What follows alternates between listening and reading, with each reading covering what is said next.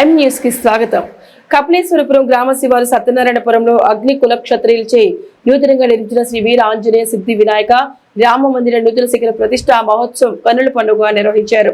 ఈ మహోత్సవంలో మండపేట ఎమ్మెల్యే వేగుల జోగేశ్వరరావు, ఎమ్మెల్సీ తోట త్రిమూర్తులు పాల్గొని స్వామివారిని దర్శించుకున్నారు. అనంతరం ఆలయం వద్ద భారీ అన్న సమారాధన నిర్వహించారు.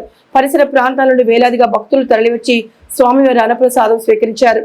అగ్నికుల క్షత్రియుల సంఘీలో యువకులు ఆలయ శిఖర ప్రతిష్ఠా మహోత్సవంలో పాల్గొన్నారు.